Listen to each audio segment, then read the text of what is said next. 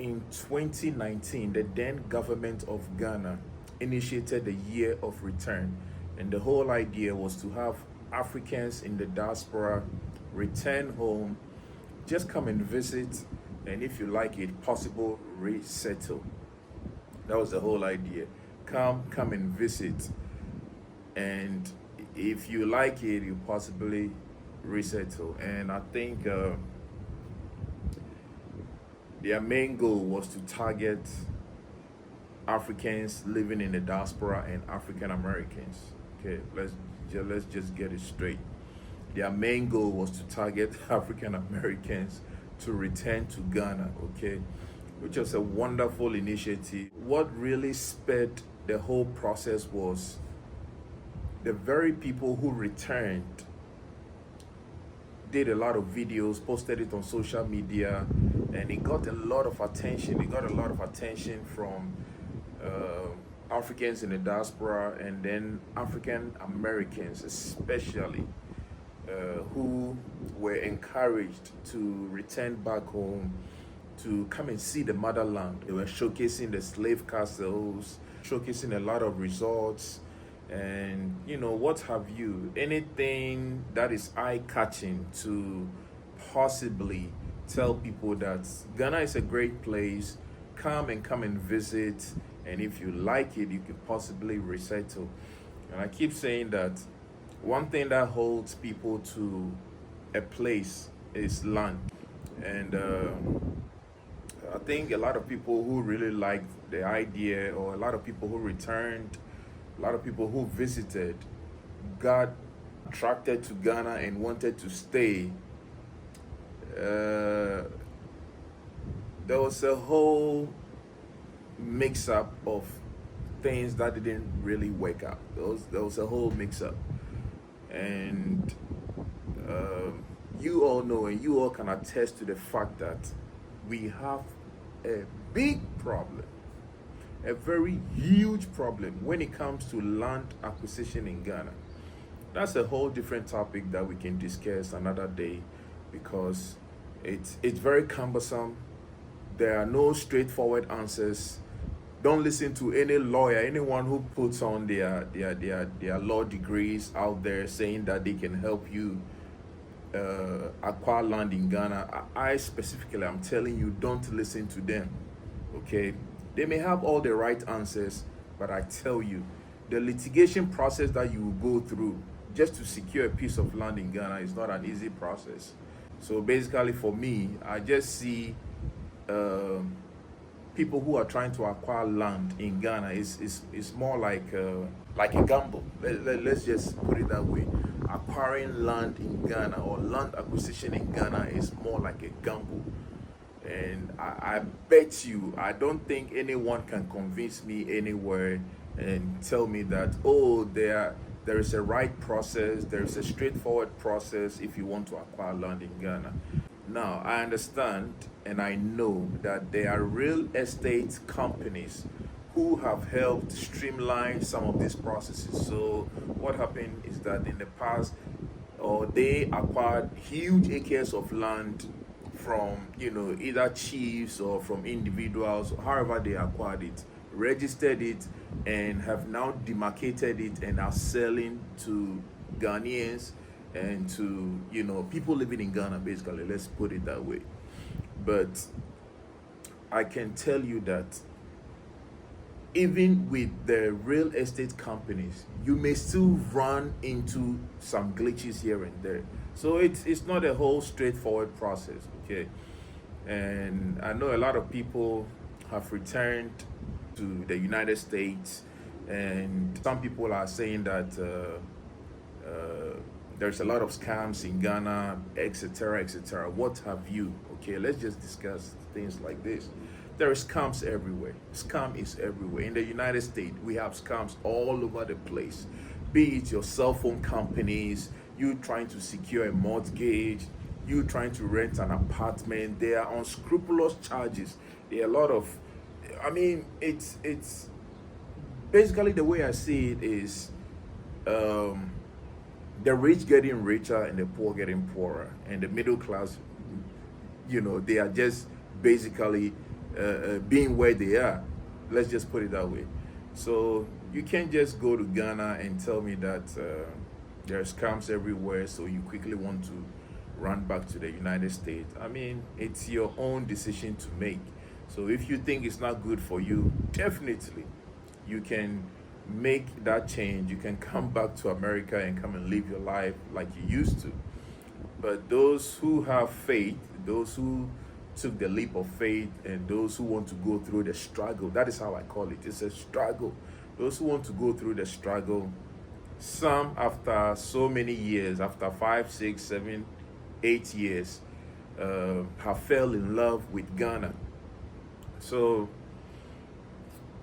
specifically, I want to deal with the issue of people who have returned to the motherland, didn't like it, and then packed their bags, returned back to the United States of America. Now, before you journey from the United States to Ghana, you have to make sure that you have a lot of things in place. You have to make sure that you have all your facts checked.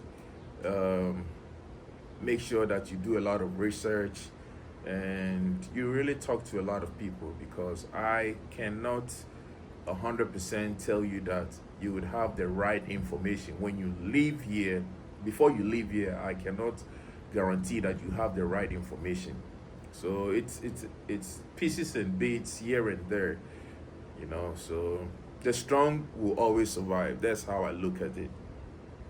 And I've been saying that those who also went and tried to establish businesses, okay, some were not so lucky, because of course we know the situation back home. A lot of mistrust. You can't trust people that they will help you run your business without trying to scam you, without trying to dupe you, or without trying to run your business down. Okay, it's the same thing everywhere you go. If you're not lucky and you fall in the wrong hands, you would get all your capital wasted. And it's just sad that we have a lot of trust issues back home.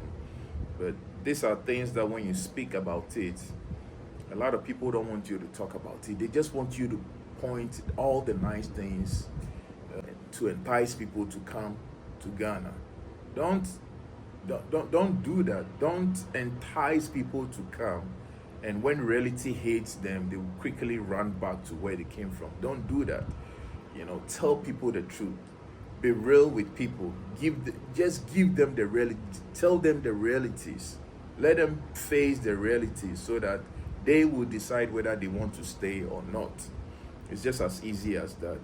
And I see a whole lot of fiasco around the real estate business in Ghana. Okay. People will tell you, oh, land is cheap. Come and acquire huge acres of land, farm, do this, do that, go into farming, go into this, do that. There's a whole lot of information out there. You have to know what best fits your needs and what you are really willing to go into. So don't just rush and listen to people on the internet.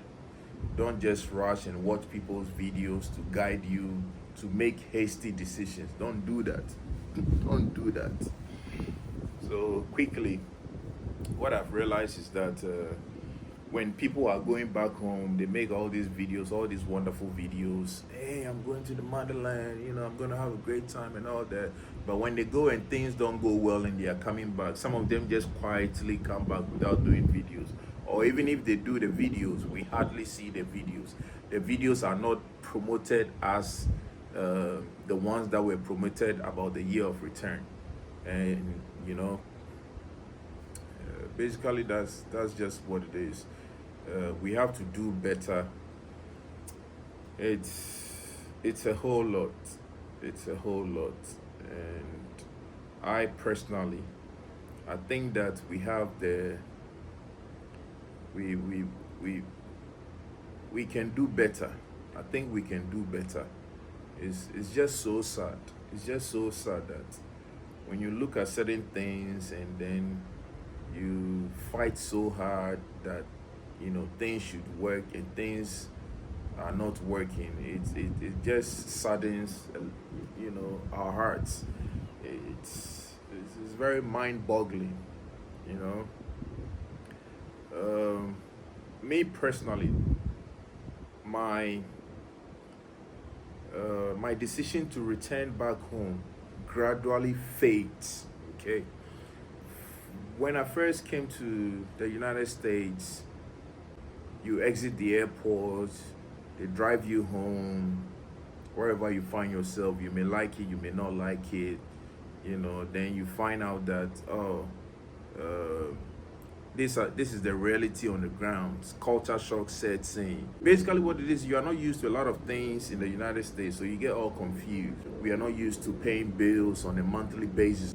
We are not structured in a way that you wake up on time, you set alarm clocks, you go to work, you run an 8-hour shift or a 12-hour shift or a 16-hour shift or whatever it is. We are not structured like that. You find out that, bills. I mean, you receive your monthly salary and everything goes into bills and a whole lot. So a lot of people get so confused. Instead of sitting down to try to understand the American system, we quickly or we hastily make decisions that, I want to quickly save some money and then return home. I want to quickly gather some capital so that I go back home and establish a business, and I want I could live a better life. Man, situations are the same everywhere you go, basically. But one thing that makes the living in the diaspora so easy is that the system is well structured. They have a system. That's what it is. We don't. We don't have a system. Even if we do have a system, the system is not working. Okay? And if you talk about it, a lot of people bash you, a lot of people will lambast you and say, oh, you only talk about the negatives in Ghana, blah, blah, blah. You don't talk about anything good from Ghana. My friend, take your camera also. Tell me anything good about Ghana, okay? You take your camera. Social media is wide open to everybody. You take your camera and go ahead and tell me everything good about Ghana, okay? We are facing realities. Ghana is a wonderful place. Absolutely, yes. If you're born and bred in Ghana, you would so much love Ghana. Even those who are not born and bred in Ghana and decided to relocate back home, when they go, they may be attracted to a few things and, they would love to stay. So situations are the same everywhere you go. That's how I look at it. So don't allow people to force you to make hasty decisions. And there was this particular video that I saw that the lady was talking about scams, like she was going to purchase a car and then they scammed her and a whole lot. Let's just face truth. We don't produce cars in Ghana, okay? And there may be one or two assembly plants, but how readily do they assemble cars in Ghana and all that? We do a lot of imports. We do a lot of imports. We import cars from the US, from Canada, from Germany, wherever. We import a lot. A lot of the things that we use, we import them. That is why, sometimes our cedis is weaker against the foreign currencies. So, because of that, if I am if I sell cars in Ghana, I'll be profit driven, right? I'll be profit driven. So if I'm going to import cars from the United States, I make sure that I get the cheapest of cars. When I bring it home, I'll come and work on them and then put a price tag on it. So don't expect that you come home and find everything perfect. You're not going to find everything perfect. And the lady was saying that she was about to be scammed or something like that. I mean, if you just if you just walk on the streets and someone is selling their car and their advertising is somewhere, you pick their number and call them and they say come, man, guaranteed they are trying to scam you. Okay. Guaranteed they are trying to scam you. If you're trying to buy a car for 50,000 Ghana cedis, 60,000, 70,000 Ghana cedis, 80,000 Ghana cedis, my friend, how much is the shipping? How much is the shipping cost of the car? And then how much is the clearing cost? Clearing cost could cost you about $3,000 plus. Shipping cost could cost you about $1,500. That's what, 4,500. Let's just say almost $5,000. You know, currently with the cedis to dollar, with the exchange rate, that's like 50,000 Ghana cedis. If someone is telling you that I'm selling you a car for 50,000 Ghana cedis and you want to go and buy it, go and buy it. You're only paying for what? The clearing and the shipping cost. How about the cost of purchasing the car? That means, you know, they bought a car that was not in good condition and they have fixed it and they are trying to sell it. So be mindful. If you want to buy something, why not take if you want to drive a car in Ghana and why not ship the car yourself from here and then go and pay the duty cost and, you know, everything else that comes with it. Now, a lot of people don't want to go through that stress. Okay, go to a car dealership and buy a car. And when they quote you exorbitant prices, voila, you know, whether you like it or not, you can decide to buy it or not. Whatever happens to you, you know, it's your own wahala. We get scammed here as well. People buy cars from Facebook markets. People buy cars from Craigslist. A lot of people have been scammed on Craigslist. You know, even at the car dealership, a lot of scams have gone on. Okay, so just be mindful if you're going to purchase whatever you want to buy. Just make sure that you dot your I's and cross your T's. It's just as simple as that. And me personally, I can tell you boldly that a lot of people will return. A lot of people who make hasty decisions, run from America to Ghana, they will return back to the United States. Okay. However, if you sit down and carefully plan your exit, okay, you go and visit one time, you go and visit twice, 3 times, you see how situations are, you see how the people, you see how to, you know, go about things in Ghana, you are more likely to develop, you know, you are more likely to develop a likeness, and then you are more likely to withstand the pressures in Ghana, and that will help you to stay. Don't just make hasty decisions. Don't go thinking that you would get employment in Ghana. I mean, even if you do, how much are they going to pay you? And the international corporations in Ghana, it's going to be a scramble for it. So if you really want to return to the motherland, my personal advice, quickly do your homework. Retire in the United States, okay? If you stay on a particular job that has good retirement plans, okay, retire on the job. Let's say you work for 25 to 30 years, you retire, and you are taking a retirement income of like $5,000-$6,000, and then you know, that can help you to resettle in Ghana easily. And then at the age of 62 or 67, your social security hits. That is enough income for you. So I've realized that a lot of people who are staying longer in Ghana are those who have retired comfortably, okay, because they have an income that comes to them on a monthly basis. Now, also, if you go and establish a business, a meaningful business that can withstand the pressures of Ghana and is doing so well, I mean, those category of people also are more likely to resettle in Ghana. So think about it very well.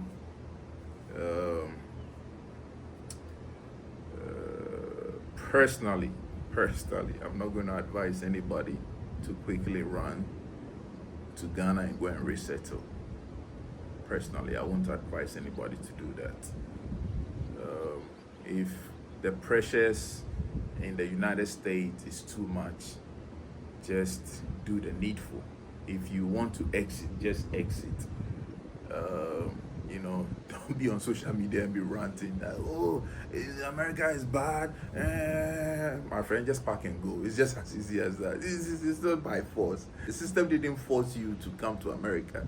If you have seen videos of people who have said that America is good, or you know, you've seen people building big houses in Ghana and all that, and you ask them, say, oh, he lives in America, he lives in Italy, he lives in Germany and whatnot, and you quickly plan your life, you quickly plan and go to those places, and you don't like it, my friend, you can quickly return back to where you came from. It's just as easy as that.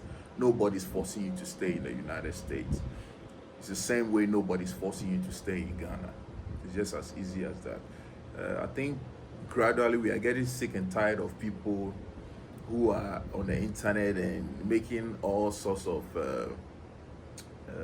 you know, ill statements against the United States after they've received you, after they've given you work to do, after you've received some, you know, American dollars, and you're able to raise some few capital, you go and invest back home, and then you say all these things about the United States. It's just, for me personally, I see it as a low blow.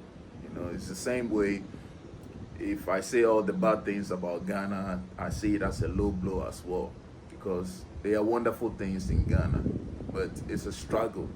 Let's face reality. Ghana is a wonderful place, but it's a struggle. It's a big struggle. So let's just face reality. So if you're ready for the struggle, why not? You are welcome. Welcome. Welcome to the motherland. The land of our forefathers. You know, the land of great people. The land of the fertile land. Basically, that's how I see it. Ghana, the African continent is so fertile, so rich in minerals, rich in everything. But unfortunately, you know the story and you know what I'm about to say. Unfortunately, we have bad leadership. Leadership is very bad. It's the same way those living in the United States will say, you know, they also have bad leadership, and the leadership just care about, you know, the 1%. You know, they just care about those who are rich, then they don't so much care about those living in abject poverty. All right, let's get some time, sit down and talk about land issues in Ghana. You know, how to acquire land in Ghana.